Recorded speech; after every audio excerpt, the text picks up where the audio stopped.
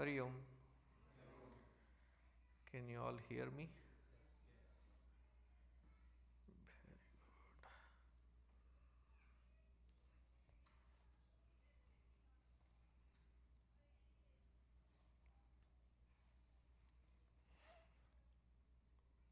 We have gone through the 9th shloka, right?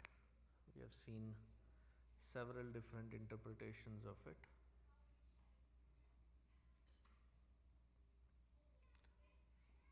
Would you believe that there is one more interpretation left? So repeat after me. Let me quickly go through that last interpretation in this shloka, because this can be applied very diligently for both pravritti and nivritti.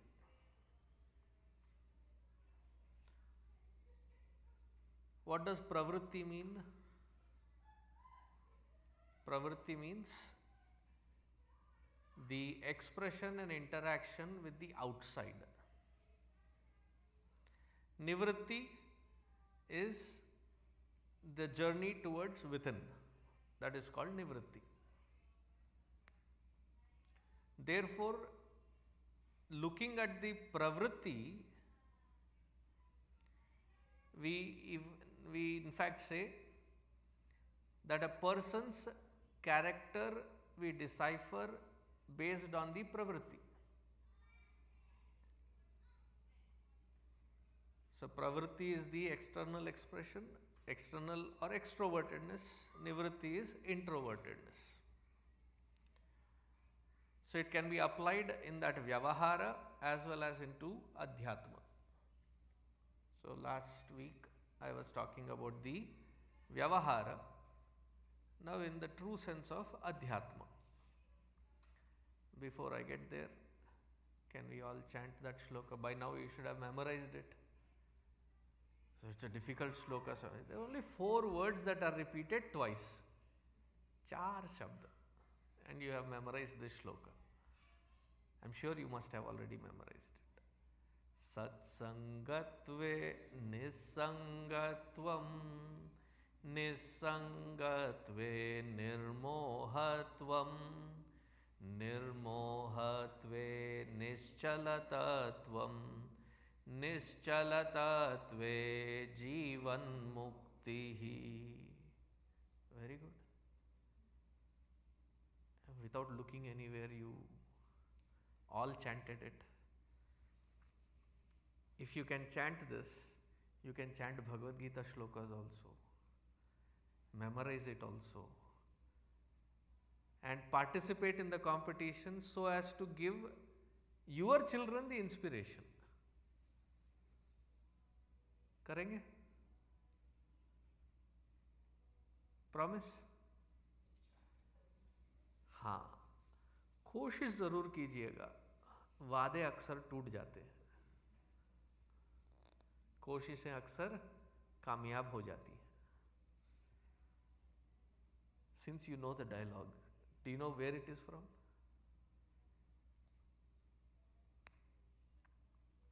बड़ा खराब movie है, नाम उसका शराबी. Anyway, let's get to this.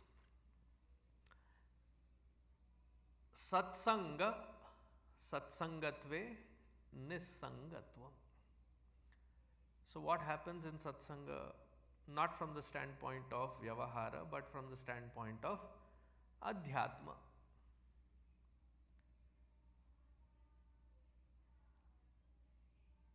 I think it was Swami Ramakrishna Paramahamsa ji who lays the sequence very beautifully. He says, the crux of entire Vedic Hindu scriptural knowledge and wisdom is called Bhagavad Gita. Like at the end of each chapter we say that, right? Om Tat Sat iti Srimad Bhagavad Gita su Upanishadsu Brahma Vidyayam Yoga Shastre Shri Krishna Arjuna Samvade. Whatever is the chapter, whatever is, but it is the very crux, very essence of the entire Upanishadic wisdom, Yoga Shastra, all of that, like how you pass the sugar cane through the mill and you get the sugar cane juice. Similarly, the essence of all knowledge that we have under Hindu Sanatana Vaidika Sampradaya is Bhagavad Gita. Essence of Bhagavad Gita is the Gayatri Mantra. And that which this Gayatri Mantra is pointing towards is given by a Mahavakya. There are several Mahavakyas, which is like the essence of the Upanishad. 4 of them are supposed to be very important. Of the 4 Mahavakyas, one Mahavakya, the instructional one, is the most important, and that is called Upadesha Vakya.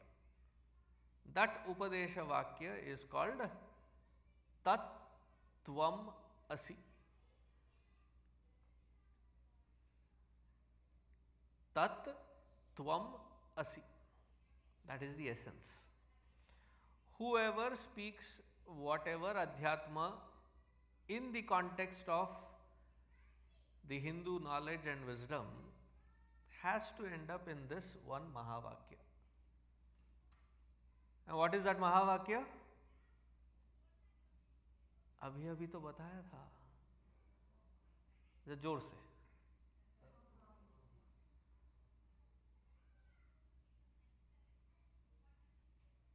So I think it was Vivekananda ji who, in his speech in Colombo after he had gone back from American tour, he says, if this one Mahavakya is remembered, the rest of the scriptural knowledge can be revived. That is the essence and power of this 3 words, Tat Tvam Asi.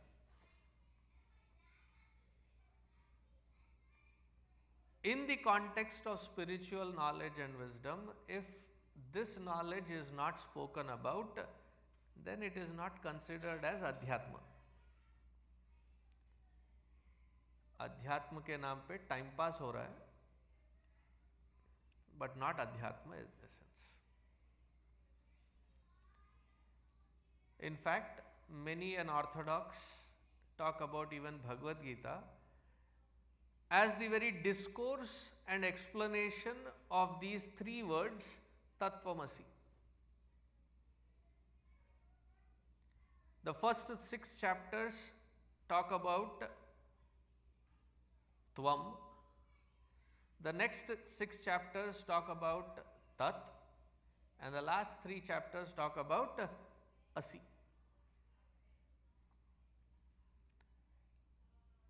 Just because they are small in size, these Mahavakyas, don't think that it has nothing essential in it.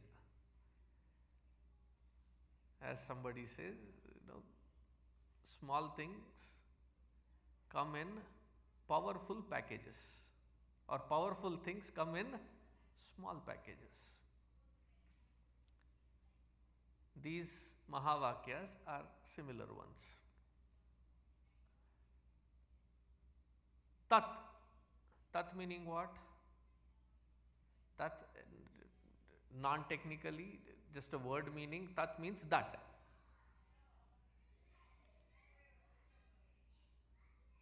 Now we wonder, where did the word that come from? Maybe it came from Tat. T-A-T, T-H-A-T.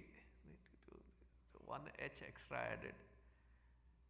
Whoever used that Tat as that must have been a definite South Indian.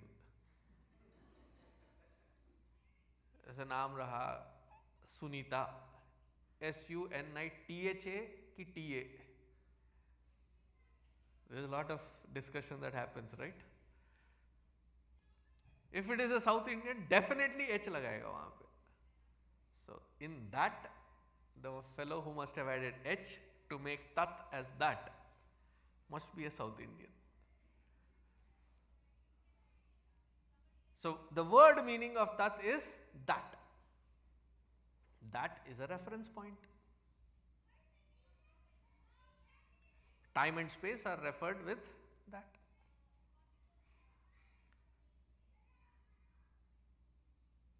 Tat and idam. Tat means that, idam means this. That sun, this moon. So comparatively, that is, it has a gap, it has a distance. This is closeness.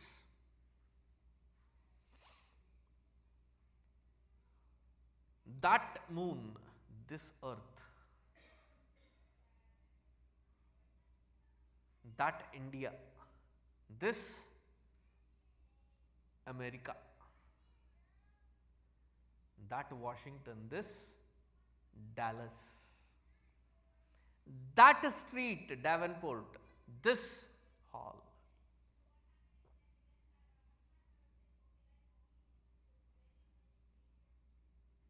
That audience, this stage. That table, this mic.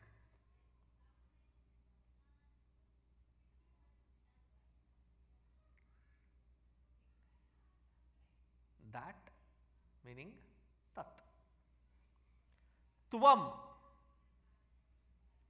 Tvam meaning you.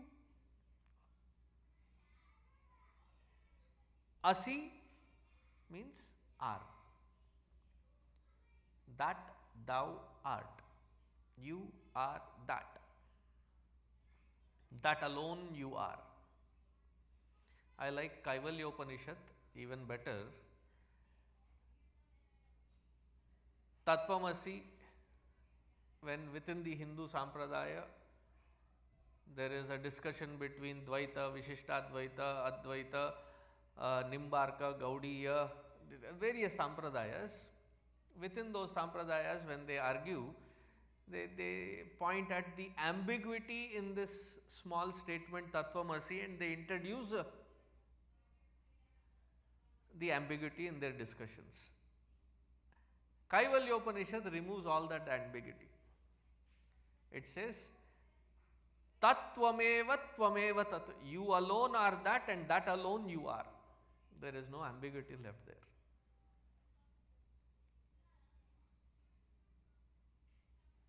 That which we refer to as divine, God, Bhagwan, Ishvara.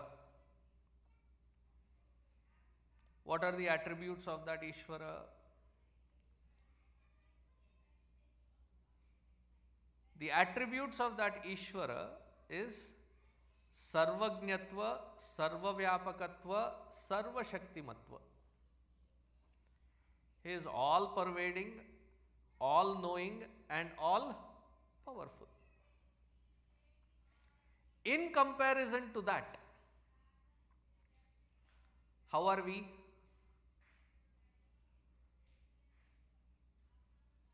Alpajñatva, Alpavyapakatva, Alpashaktimatva. Alpa means little, limited.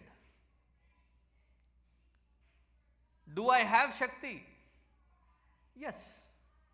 But do I have enough? I don't know. I may not have enough.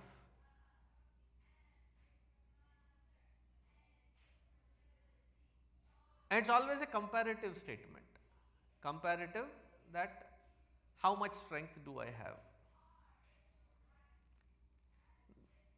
There was this prankster, he went into the village and he said, That when I was 7 and now that I am 70. He was an old fellow, but a prankster. My strength has not dwindled or changed. I have remained the same. And people were shocked at this claim.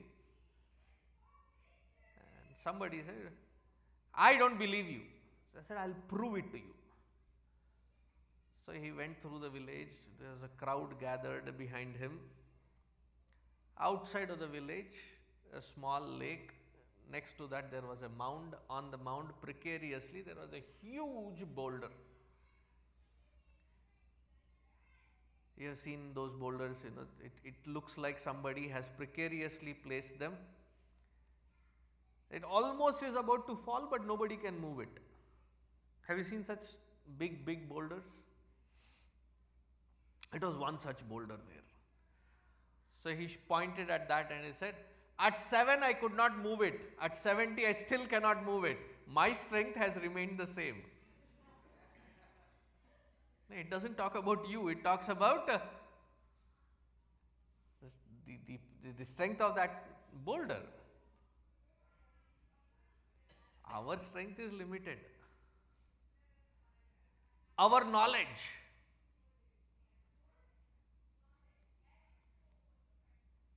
Definitely this is a smartphone. There are a lot of things that we can do, achieve and reach out to, because there is Swami Googleananda inside. You can Google everything up. I am glad it didn't start speaking. वो अंदर से बात करना शुरू भी करता है आजकल. How much do we know? Of all the things that can be known, each individual, we know one tiny insignificant part. Within my lifetime, I am not pulling any doctor's legs here, but how things have changed. We used to go to a doctor's specialization, meaning ENT specialist. याद है आपको?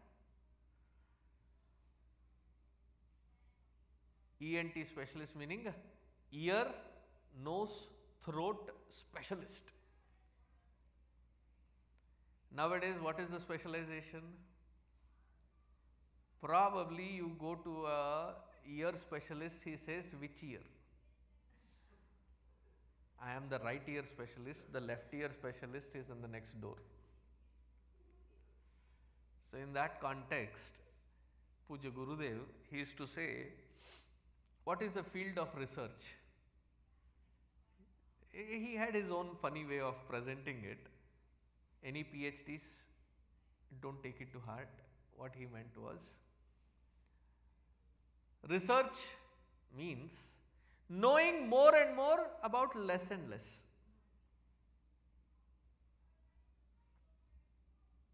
Knowing more and more about less and less. Meaning there is that much more to know. And what we end up knowing is tiny little small portion. And that which we have trained, studied, grown up in, we seldom use it. Do we ever? I know of so many people that have done structural engineering, civil engineering, end up doing after their masters, what are those? Python, cobra, all dangerous looking animal, poisonous. इससे पहले .NET, C, C++,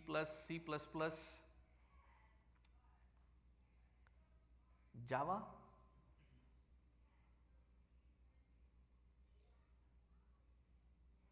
We studied one thing, did one thing and work elsewhere.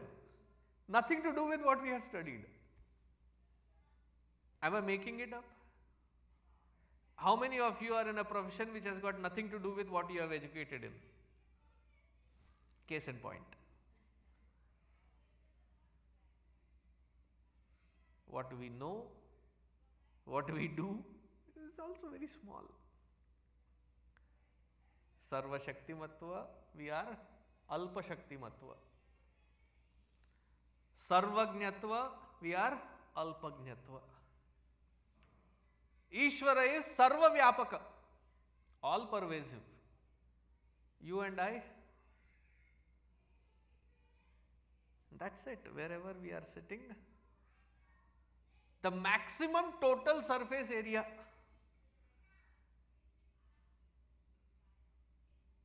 is clearly displayed in one asana. It's called Shavasana. Maximum. That's our Vyapakatva, our pervasiveness. Isn't it? Whereas that Ishvara, that Bhagavan is, what is the kind of pervasiveness? There is not a place, there is not a time where that conscious principle exists not. Why? How is that Ishvara defined? That Ishvara is defined as Sat Chit Ananda. I will not go into Chit and Ananda because that will be another 2 weeks of discussion. I will just focus on one aspect, Sat. Sat means what?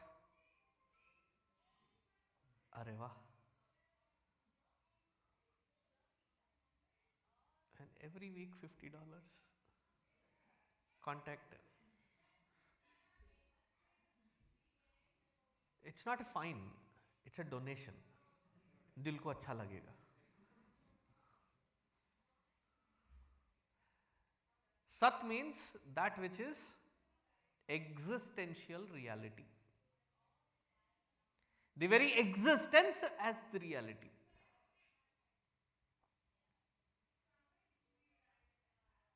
Why is it all pervasive? Just itna samajh lijiye. Very small but very significant, very subtle point. Everything that which is has to exist. Whether it is in a format that which we can see, smell, taste, touch, or in a format which we cannot. It's called Vyakta and Avyakta. That which is manifest, that which is unmanifest. Not very difficult concept to understand. Do you know what is the thought that I have as a next sentence? Do you know what is my next thought? For you it is avyakta, unmanifest. For me it is already manifest. So right at that same time, same experience with two different people can be one experiencing it as avyakta, the other experiencing it as vyakta, manifest. It is already, the thought is already manifest in my head, I know it. Until I express it, it stays in unmanifest. But it exists. So vyakta and avyakta. Without that substratum of existential reality, nothing can exist. And that makes it all pervasive just by being the existential reality.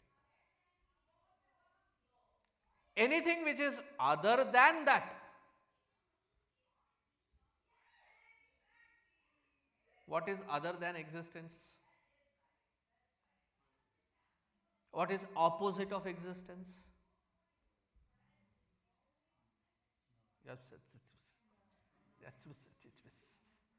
जोर से बोलिए. Look at me when you are speaking to me and speak up loud. Are these the statements that you tell your kids? I feel like rubbing it back. So tell me, anything other than existence, meaning what? Can non-existence be existing?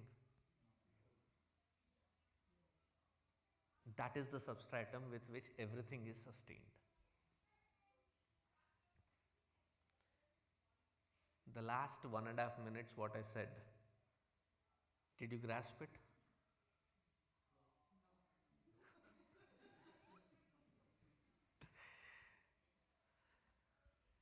Supposing, instead of recognizing this as a cell phone, we will rename it. We call this as existence. Are you all with me? Yes.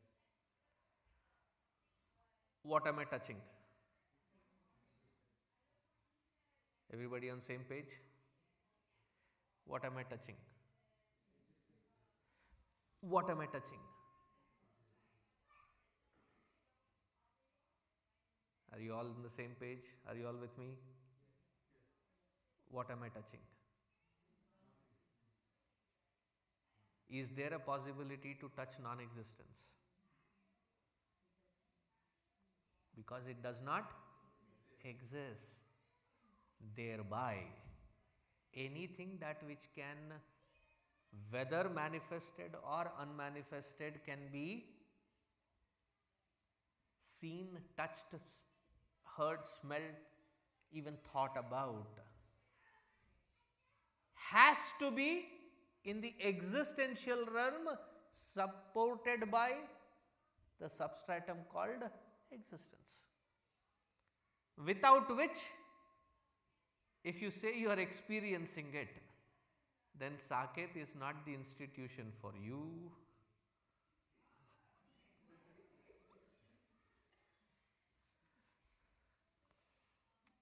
Because Vedanta can handle very clearly delusions, not hallucinations.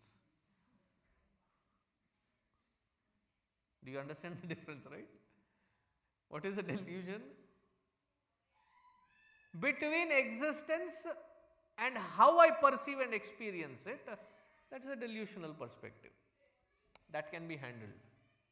That which exists not, I say I experience it, that is called hallucination.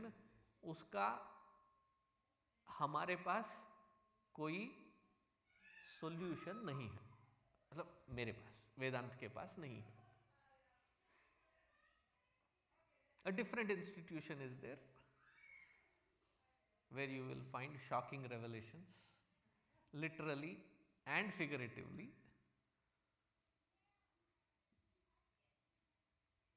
That where this Sat Padartha, this conscious principle, this existential principle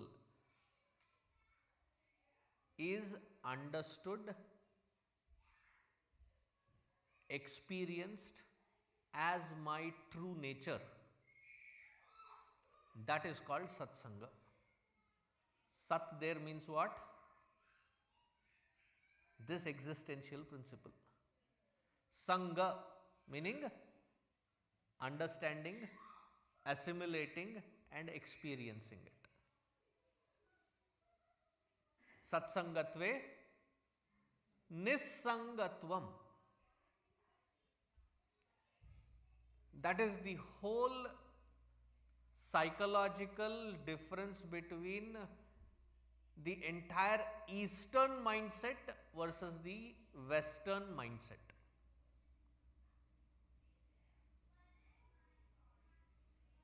The Western mindset says that which you have, own, possess, decides how rich you are, how advanced you are, how sophisticated you are.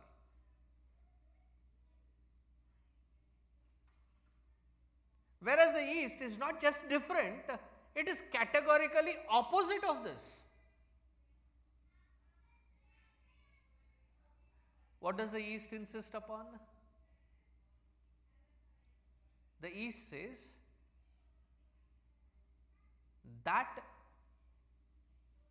what decides your sophistication is in your being minimalistic.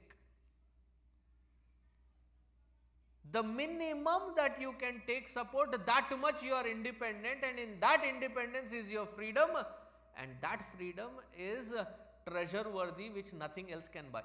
For everything else there is MasterCard.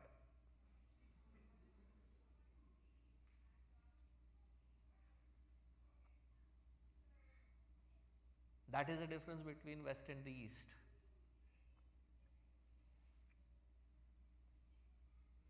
There are many people who say, Swami ji, desh badal raha hai.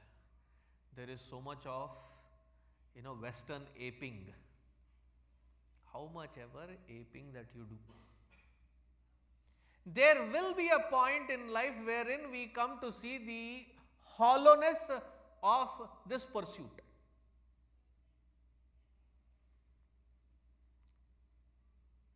However far, however your pursuit may be, you will come to a point of dead end.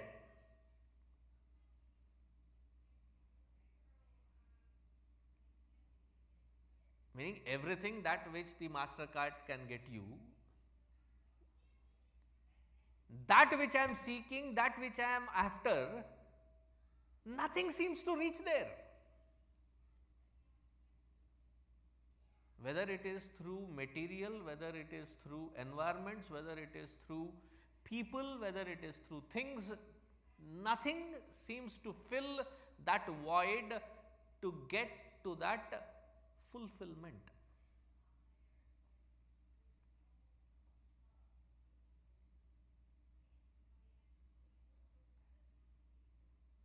Now, in order to fill that hope, that void, we bring in hope.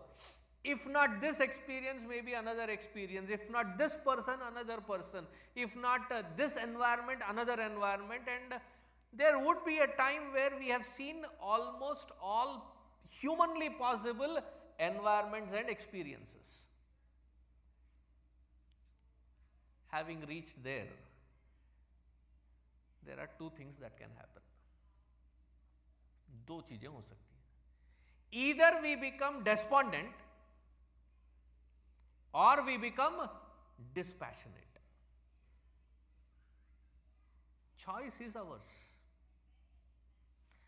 After having gone through the entire life of experiences, the choice that we have to make, the intelligent choice, is to come through life to understand that which I am seeking, that cannot provide from outside. That is called dispassion. After coming through the entire life's experiences to a point of despondency wherein, ayyo, what else did I miss? Nothing seems to give me that joy. And then go into those old 60s movies, Jab Dil Hi Toot Gaya.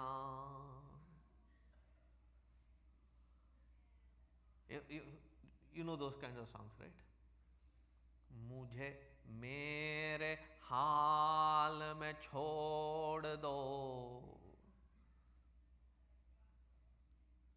मतलब आप सब लोग बाहर जाओ, मेरे इस हाल में छोड़ दो.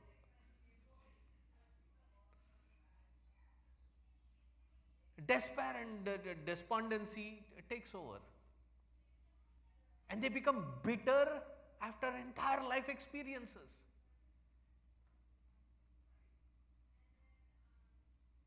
Trust is gone, Shraddha is gone, decency is gone, bitter. Despondency leads to that.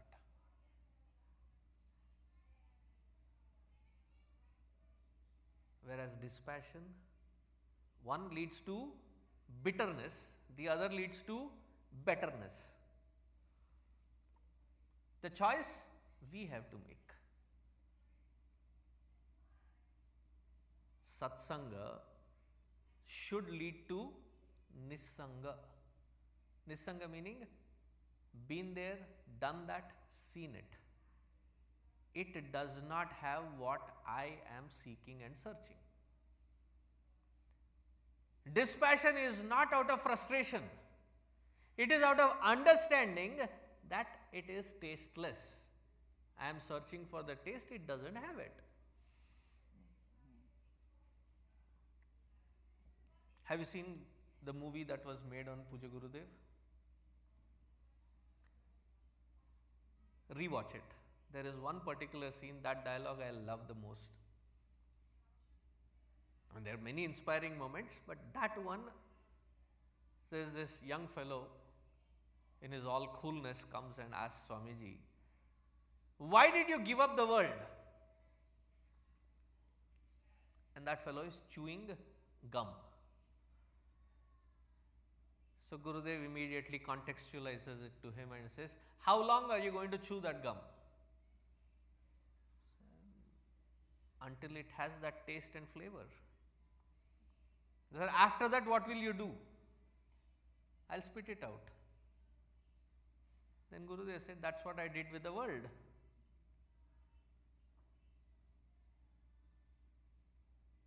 It has to lead to that wisdom that that which I am seeking is not giving me that fulfillment. But from what standpoint? Not from bitterness, but from independence, that I am free of it.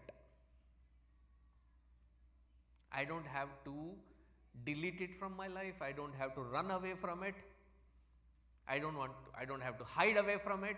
I don't have to have, thereby fear is transcended. Limitations are transcended. I am not scared of it anymore. I am not scared of it being snatched, it being reducing me to despondency. It is, कोई फर्क नहीं पड़ता. It is not, कोई फर्क नहीं पड़ता.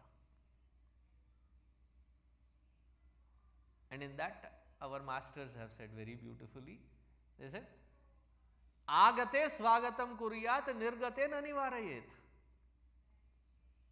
As life happens, as experiences unfold, let them unfold. Yo, what will happen? Life will happen. When life happens, when life unfolds, however it be. The problem is, I want it to unfold in a mold that which suits me.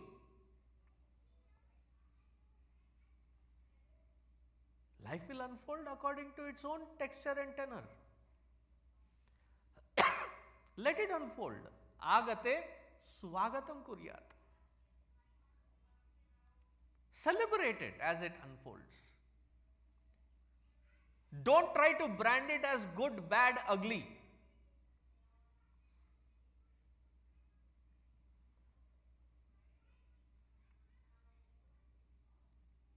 At the end of the day, when we meet our family, we usually ask, how was your day?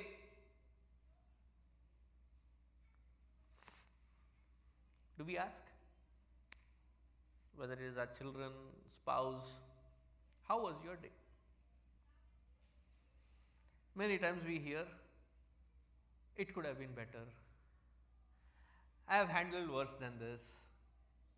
It was okay. It was a drag. It was a pain. Oh my goodness.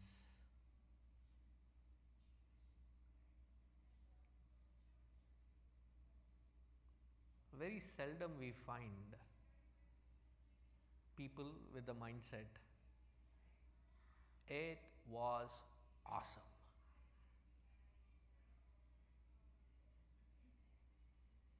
Now, in order to give ourselves a room, what do? We gather these small moments of life wherein I might have had a little bit of joy, which I must have forced out of that situation. Collectively gather it at the end of the day and say, okay, it was good only. It was not that bad.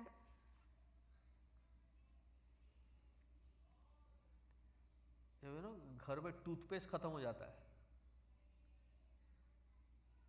You know that tube toothpaste is, and you have been meaning to buy the next one. You never got around to. Early morning you wake up and you see that empty toothpaste and said, but what do you do then?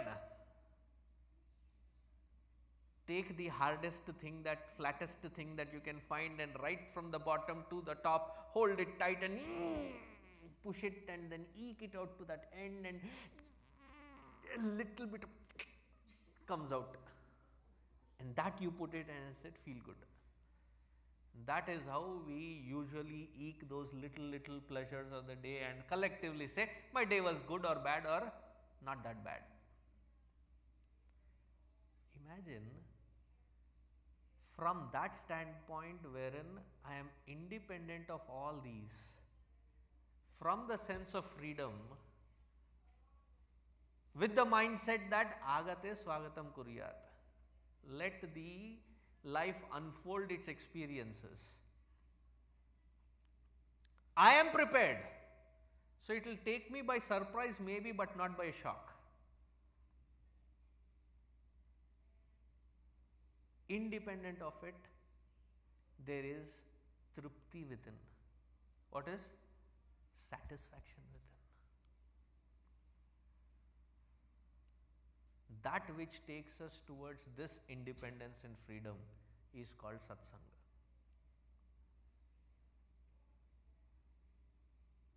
Independence and freedom is not in running away. What is the whole point of Arjuna? What did he want to do? His responsibility he did not want to fulfill, he wanted to be our competition. In first chapter he says, I will go take sannyasa.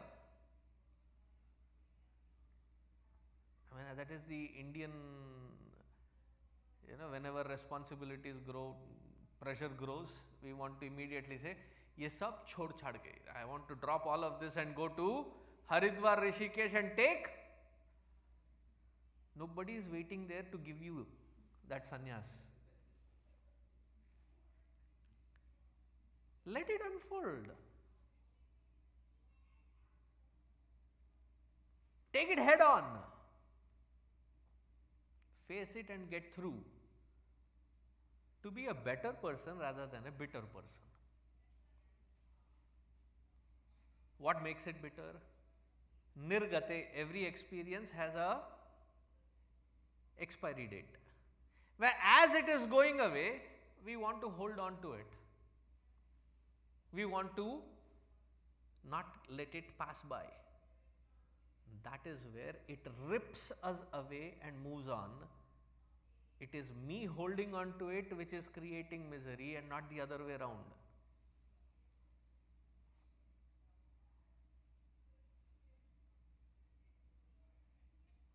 So aim on that which brings in that independence, that freedom as a stable platform. That is called Satsang. I will stop here. The last pointer on this particular shloka. So the rest of the shlokas will talk to us all those pointers which we hopelessly hold on to, thinking hopefully that it will bring, like that tube of toothpaste, at least a little bit of joy somewhere. Where are we hung up on? And how do we release ourselves to be free? That we see in the next shlokas. Next week again. Hari Om until then. Om Shanti Shanti Shanti. Hari Om Shri Gurubhyo Namaha. Hari Om.